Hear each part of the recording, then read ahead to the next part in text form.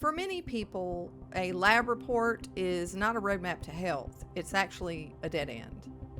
Maybe you're tired and you're achy and you don't feel like yourself. You know something's wrong.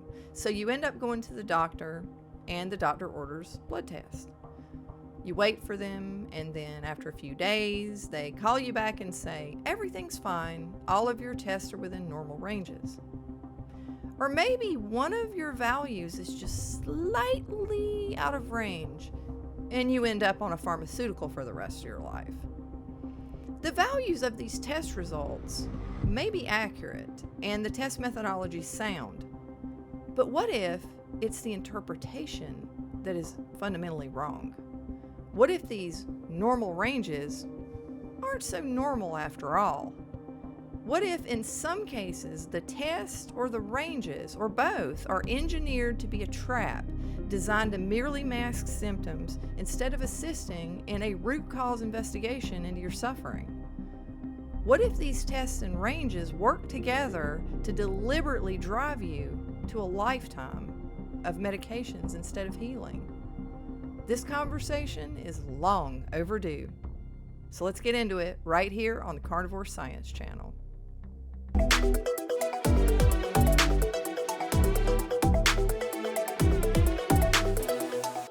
Hey everyone, welcome back to the channel. My name is Liz. I am a medical technologist and pharmaceutical chemist with over 30 years of experience in the medical and pharmaceutical industry. Today we're diving into a topic that affects almost all of us: clinical laboratory testing. Doctors rely heavily on these tests in order to diagnose and monitor our medical status. But what if the system is actually flawed? Let's start with those normal ranges we were talking about. Most of these are established by taking averages from the general population. And what does the general population look like these days? Sadly, it's a population increasingly plagued by obesity, chronic inflammation, and metabolic dysfunction. Think about it. If the average person is unhealthy, then average becomes unhealthy. We're essentially being compared to a sick population, making it incredibly difficult to identify true optimal health. Your results can be within normal limits, and you can be nowhere near normal. You can be sick, in fact. This skewed definition of normal feeds directly into another massive problem: the medical industry's often hasty reliance on one abnormal result to push powerful pharmaceutical drugs. Think about statins for cholesterol or blood pressure medications, for instance. For both of these medications, a lot of the time, someone can just have an isolated result, even just slightly outside of the normal range, and they're immediately treated with a medication. I'll give you two examples of this that I have personally experienced myself. First, let's tackle statins. Some fun facts. Cholesterol-lowering statins are one of the world's most commonly used medicines. They were first approved for people with high risk of cardiovascular disease in 1987. By 2020, global sales were estimated to have approached $1 trillion. However, there has been an ongoing debate about whether or not statins are overprescribed. Does everyone who take them really benefit from them? To find out, a group of researchers analyzed the data of 21 relevant clinical trials, over 140,000 participants, in what is known as a meta-analysis. They asked two questions. Is it best to lower LDL cholesterol, sometimes known as bad cholesterol, which is, don't get me started on that, as much as possible to reduce the risk of heart attack, stroke, or premature death? And how do the benefits of statins compare when it comes to reducing the risk of these events? In answer to the first question, they found a surprisingly weak and inconsistent relationship between the degree of reduction in LDL cholesterol from taking statins and a person's chance of having a heart attack or stroke or dying during the trial period. In some trials, reductions in LDL cholesterol were associated with significant reductions in the risk of dying, but in others, reductions in LDL cholesterol did not reduce the risk. This is an important finding because clinical guidelines have expanded the proportion of people eligible for statins as ideal LDL cholesterol levels were incrementally lowered. For example, one study estimated a 600% increase in eligibility for statins between 1987 and 2016, as you can see in the graph provided here. Regarding the second question, they looked at two types of risk reduction: relative risk reduction and absolute risk reduction.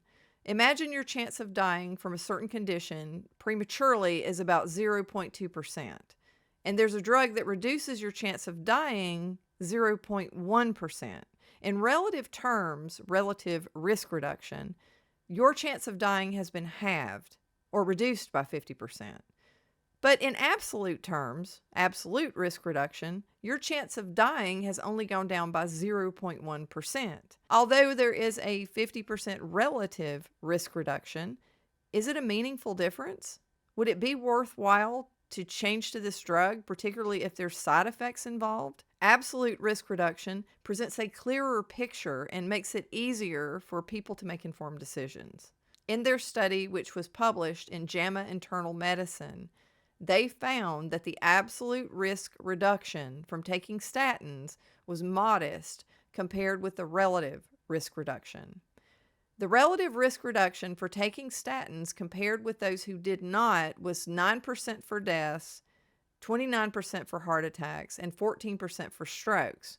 Yet the absolute risk reduction of dying, having a heart attack or stroke, was 0.8%, 1.3%, and 0.4% respectively, as you can see in this graph.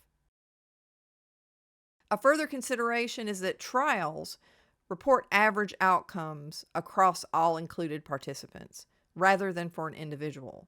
Clearly, people's individual risk of heart disease depends on lifestyle and other factors. The baseline risk of cardiovascular disease is estimated using factors such as weight, smoking, blood pressure, cholesterol, and age. So the study they did was very, very eye-opening if you're looking at relative versus absolute risk when it comes to statins. That being said, the ranges themselves, if you go look at the American Heart Association, which I have a lot of problems with, I'm just going to leave it at that.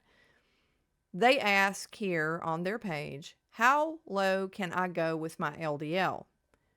While there is no ideal target for LDL-C, the 2018 guideline recognizes that lower is better.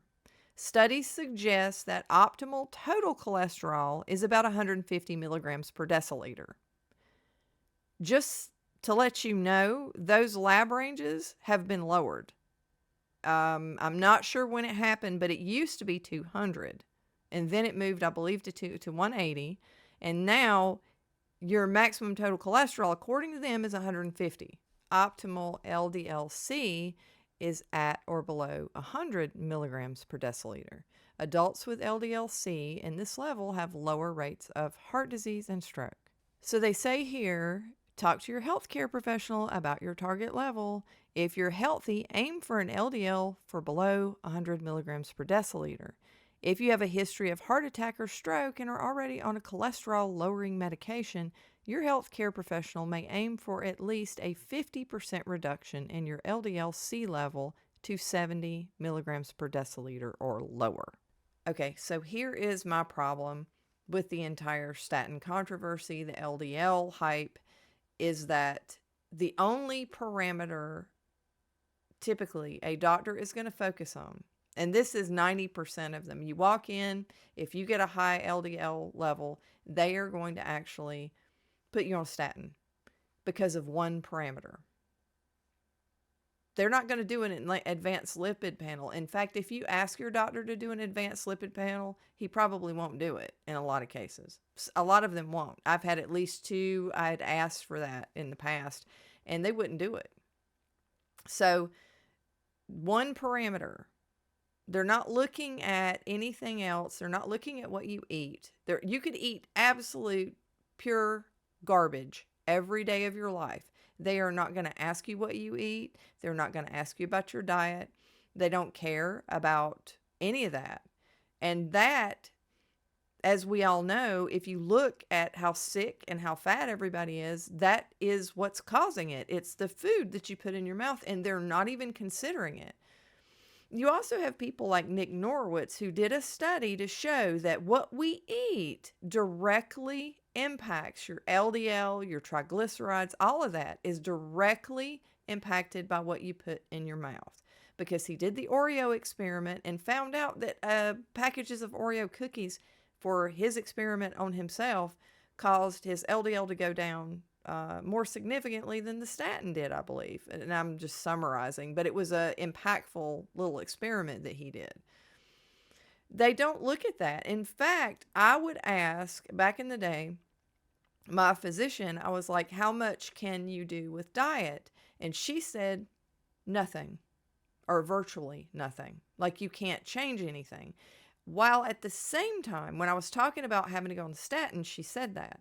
Now, at the same time, or almost in the same breath, she was telling me that I shouldn't eat meat, or shouldn't eat animal or saturated fat or meat, and I needed to eat plants.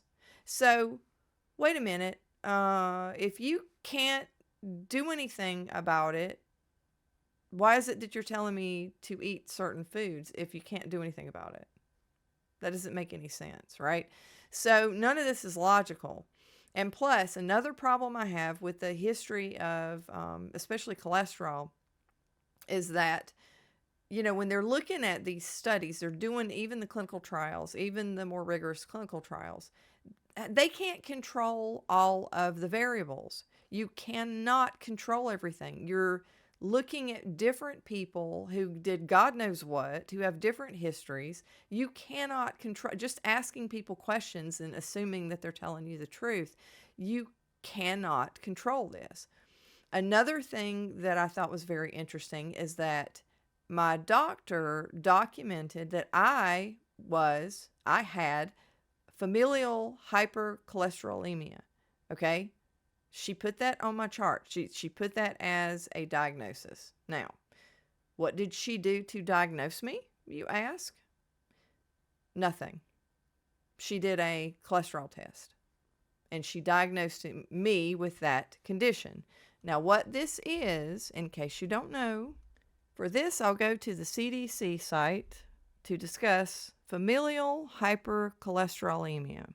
Familial hypercholesterolemia, FH, is an inherited condition that causes high blood levels of low-density lipoprotein, LDL, cholesterol.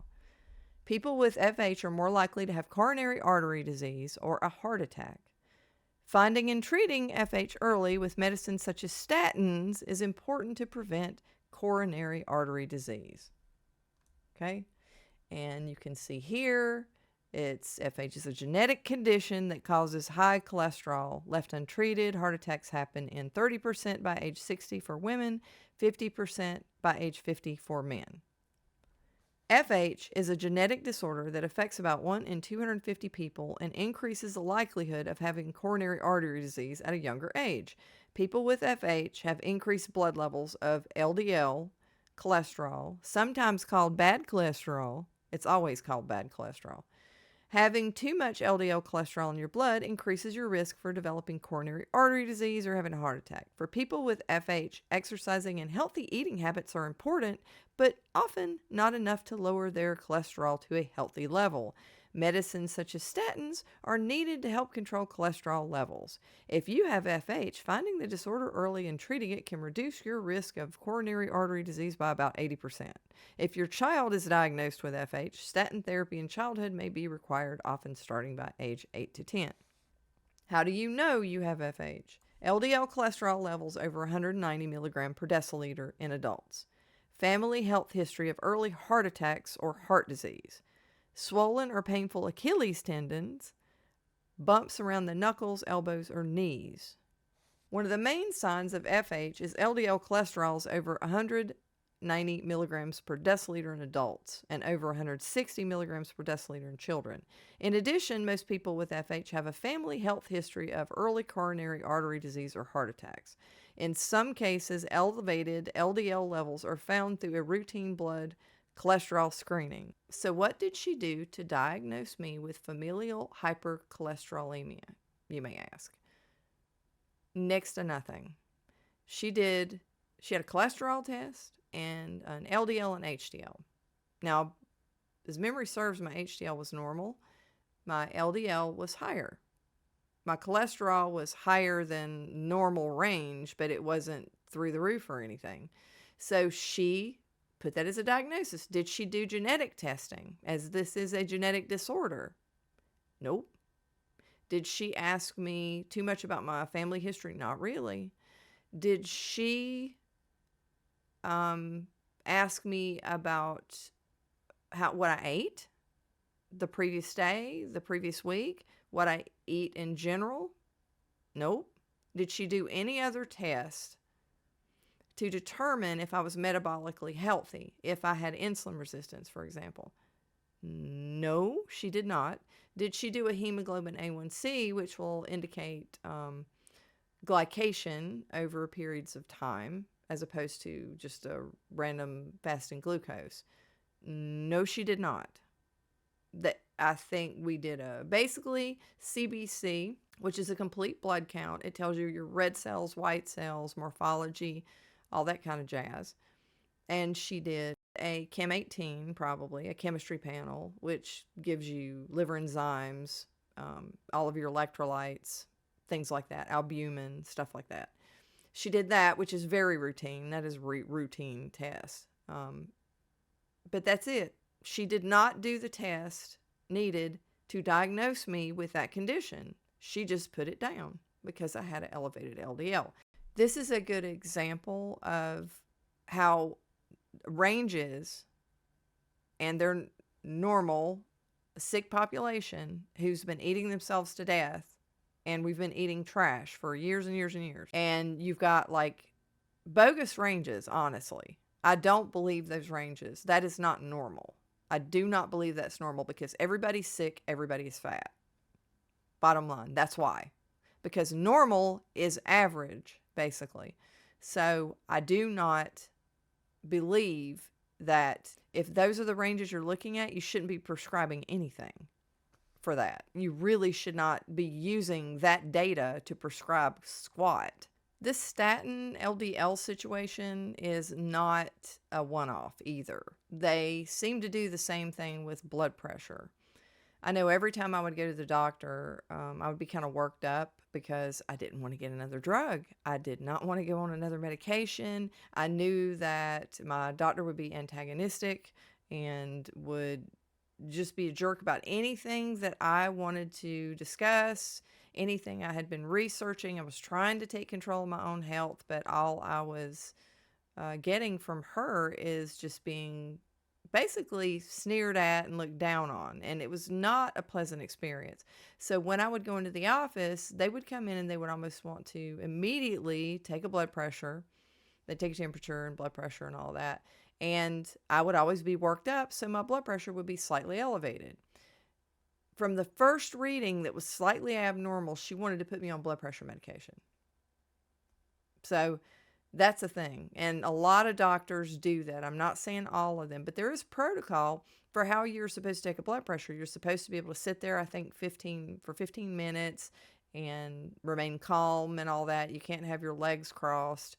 There's all this kind of stuff if you're going to do it right. But all doctors' offices are like fast food restaurants. I mean, you're just like churned through like quickly. So that was not going to ever happen. And I'm not saying all doctors would do that, but a lot of them do. And this was another example of how the ranges actually led straight to a medication. And in the case of blood pressure, they did lower the high end of what's normal. So, you know, if you lower the high end of what's normal, well, you're going to have a lot more people you can put on blood pressure medication. You know, it might sound conspiratorial, but I really believe that weighed into why they made the decision to do it. I don't know if it's the complete reason for the decision to change those ranges, and I can't remember how different they are, but I do know they did change them not that long ago. So this is another example of a parameter or a range leading to a medication. And I'm not saying that these drugs don't have a place somewhere in the realm of pharmaceuticals. Obviously, blood pressure medication, some people need that, but I think it is abused and prescribed for people who do not. I think the same thing of the statins. But far too often, the focus isn't on determining the root cause of the elevated cholesterol or the high blood pressure. Why is it high? What's going on in the body that's causing this symptom? Instead of investigating dietary factors, lifestyle choices, chronic stress, or underlying inflammation, they often jump straight to a prescription that manages the symptom, maybe, but rarely addresses the fundamental issue. This can lead to a lifetime of medication, often with a lot of side effects, without ever truly fixing someone's health. So let's talk about some specific lab tests that, while not entirely useless, often leave us with more questions than answers. Take something like the erythrocyte sedimentation rate, or ESR. You've probably seen it on your lab reports. Maybe it's when it's elevated. What does it tell you exactly? Well, it tells you that there's inflammation in your body. Great. Where? What kind of inflammation? Doesn't tell you that. It's like calling the fire department and telling them, hey, there's a fire somewhere. You need more information, like other tests. And you can have other tests that are similarly vague when used in isolation, but you need to look at the bigger picture and all of the markers, the interplay of the various markers, and do a deeper investigation into the why behind any abnormal findings, rather than just saying, hey, look at that one thing and let's just hyper-focus on that. You have to put together all of these pieces of data like they're a puzzle, and you have to create the bigger picture, or else you don't really have anything. There's not much that you can say about one puzzle piece, but when you get them all and you put them together, you can come to some conclusions. If you are being objective and honest about wanting to fix someone's health, as opposed to, have some kind of world record for how many prescriptions you can write. Just saying. For years, I was stuck in that cycle, battling PTSD, insomnia, fibromyalgia, debilitating arthritis, and constant indigestion. I was on medications, struggling, and getting no answers. My lab tests often fell into that unhealthy normal category, or I was just given prescriptions to manage symptoms, and half the time they didn't work. I felt hopeless. Then, 3 years ago, I discovered something truly transformative: the carnivore diet. This isn't just about eating meat. It's about radically simplifying your diet, eliminating inflammatory plant compounds, and nourishing your body with nutrient-dense animal foods. The results for me have been nothing short of a miracle. My PTSD is gone. My insomnia, a thing of the past. My fibromyalgia and arthritis is also gone, along with the drug that I took for 15 years to try to help the pain. My indigestion, which plagued me for years, disappeared completely. And the most incredible part, I've been able to discontinue every medication. That is the most amazing thing. Also, I lost over 100 pounds. I mean, you can't argue with those results. My story isn't unique, though. I've heard countless testimonials from people who have healed a huge variety of different medical conditions by embracing a carnivore lifestyle. What does this tell us, though? It tells us that our bodies are incredibly resilient and have an innate capacity to heal if we give them the right environment and remove the things that are causing harm. It highlights the critical importance of the root cause healing. Instead of just chasing numbers on a lab report or masking symptoms with medication, we need to ask, what is truly driving this dysfunction? For many, chronic inflammation, metabolic issues, and gut dysbiosis are at the heart of their health problems. And these are issues that conventional testing often overlooks or misinterprets. So what's the takeaway here? Don't blindly accept your lab results or let one abnormal number dictate your entire health journey. Question everything. Seek out practitioners who are committed to finding the root cause of your problem, not just managing symptoms. And for those of you struggling with chronic conditions, I urge you to explore the power of a whole food, species-appropriate diet like the carnivore approach. It completely changed my life, and it could change yours too. If you found this video insightful, please give it a thumbs up and subscribe for more content on health and wellness. And share it with anyone who might benefit from this information. What are your thoughts on conventional lab testing and limits? Let me know in the comments below. And remember, your health is in your hands, so take control. Bye.